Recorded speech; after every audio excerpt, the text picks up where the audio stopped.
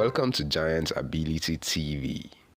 It's about a month plus now since the INEC president, Bola Ahmed Tinubu, was sworn in precisely on May 29 and saddled with the affairs of the most populous black nation in the world, Nigeria. The skepticism of Nigerians about the capability of the man, Tinubu, which led to the choice of the presidential candidate of the Labour Party, Mr. Peter Gregory Obi, on February 25, 2023, as their president is now justified, as one can see without bias or prejudice that the man in position of power in Nigeria lacks all that is required of someone who should lead a country that is adjudged as the largest economy and democracy in Africa.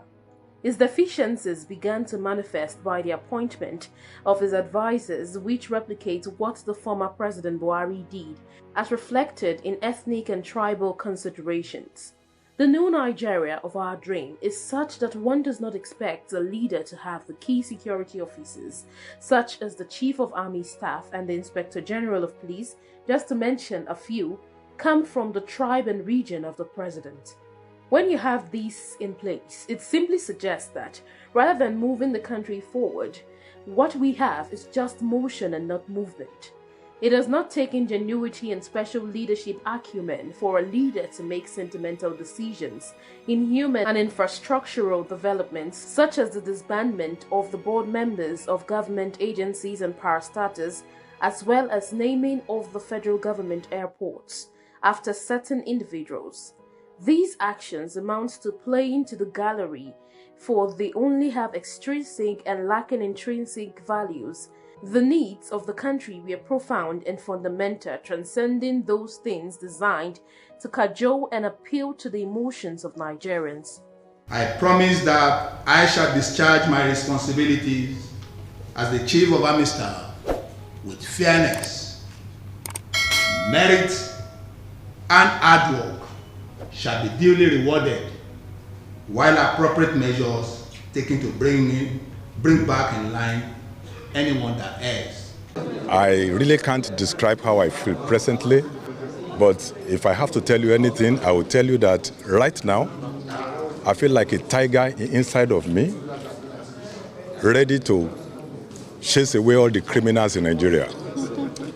And some other time, I feel like a lion in me, ready to devour all the enemies, internal enemies of Nigeria. Fundamental problems are desirous of changes that touch on the leaders themselves, and corruption cannot be eradicated with corruption. Until the obedience of the leaders themselves are complete, they are not qualified to punish all disobedience. Fearful as reality is, it is less fearful than evasions of reality. Looks steadfastly into the split pinpointed malignant eyes of reality as an old ant trainer dominates his wild beast, Caitlin Thomas.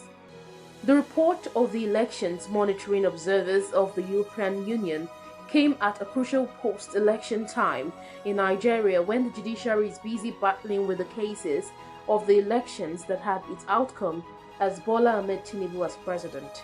It is indeed a tough legal battle, and that makes the report of the EU election observers fit in for description as bombshell. The release of the report of the European Union election observers was not intended by its timing to interfere or influence the outcomes of the election petition judicial battle going on in the country.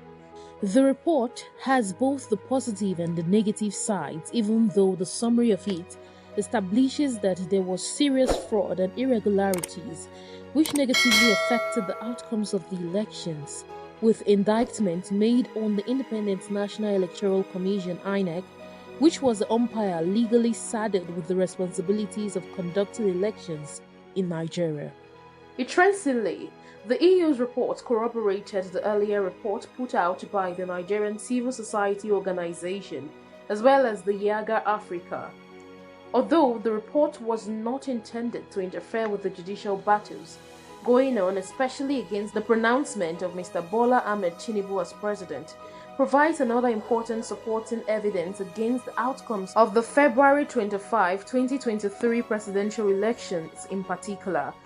Positively, Nigeria has signed up to key regional and international commitments for democratic elections.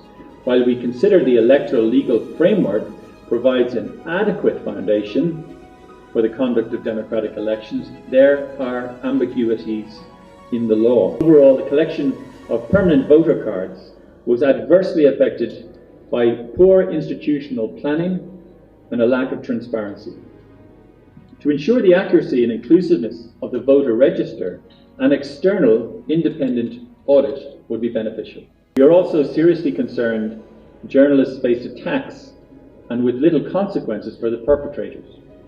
Therefore, and our fourth priority recommendation, we consider it essential to afford adequate protection to freedom of expression by developing a comprehensive operational framework underpinned by the skills and means for ensuring prompt investigation and prosecution of all types of attacks against media practitioners.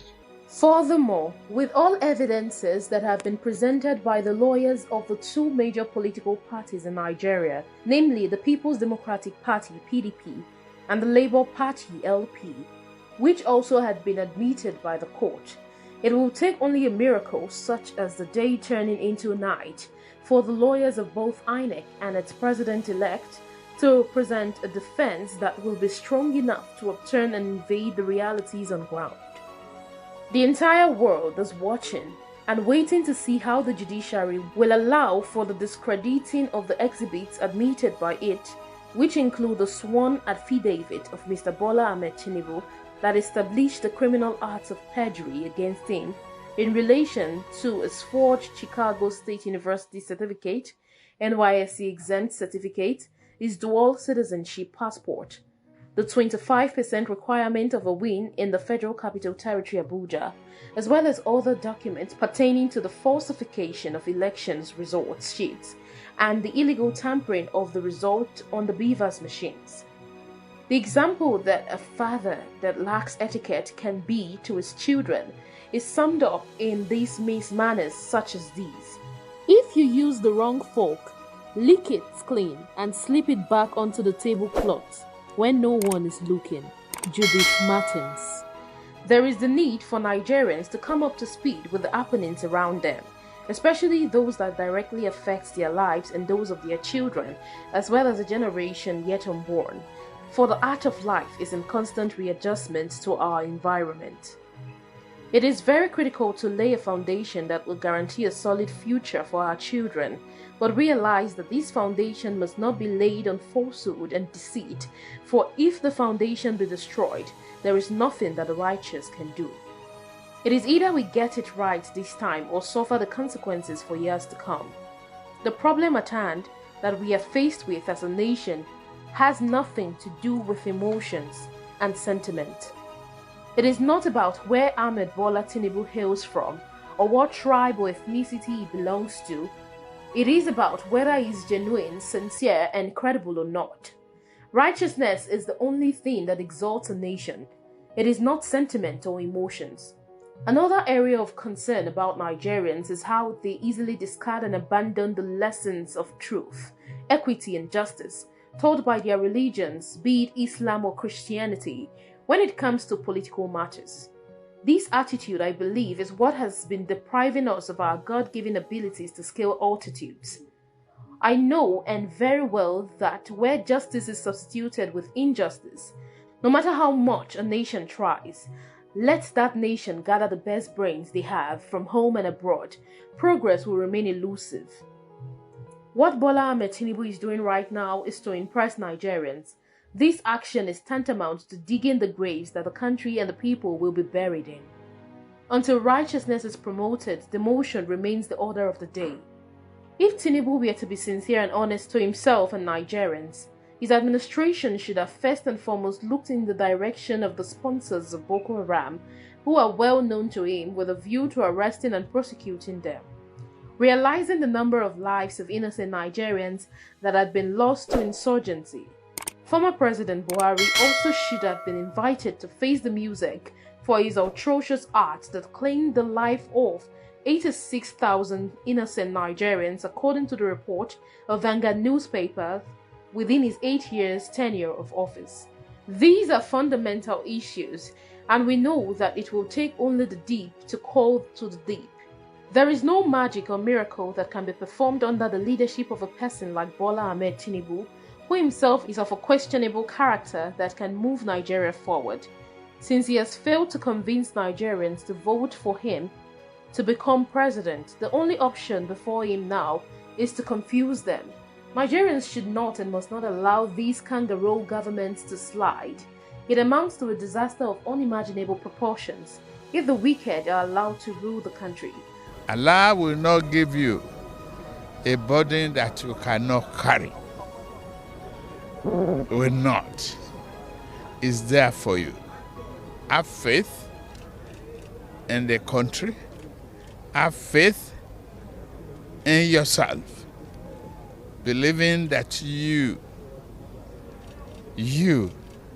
as a citizen of this country, you must join hands. No religious identity, no tribal identity. Live with one another in joy and prosperity. It will come. Nigeria will see peace, stability, and God will grant peace to those of us who are in the war front. We spare their life, we give them victory. Those in the hospitals, we give them succor and peace, and keep them in good health, path to recovery. So you will just be spiritually uplifting.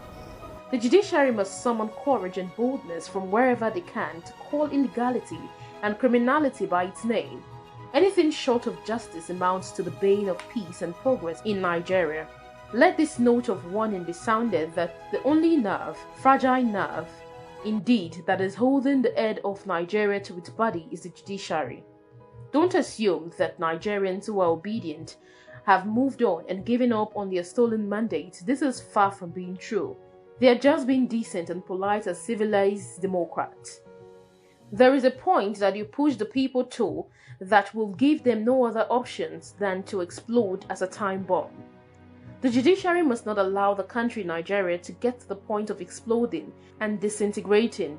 Justice must not only be served, but must be seen done and served, for anything less than this is pulling the trigger against the peace, unity and survival of Nigeria. On a final note, peace is a choice, and no one eats his cake and hopes to have it. I close with these words of admonition from a wise man that once walked through this planet Earth. It is the years of peace that war is prevented, and those foundations laid upon which the noble structures of the future can be built.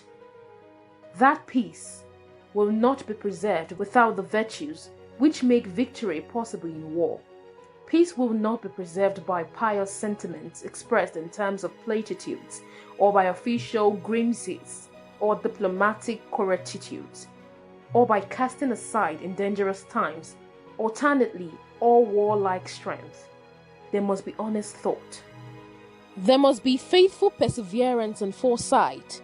Great heart must have his sword in armor to guard the pilgrims on their way. Sir Winston Churchill. It would be late to call for peace in times of war. Prevention is better than cure, and a stitch in time saves 9. God bless Nigeria. Thank you for watching.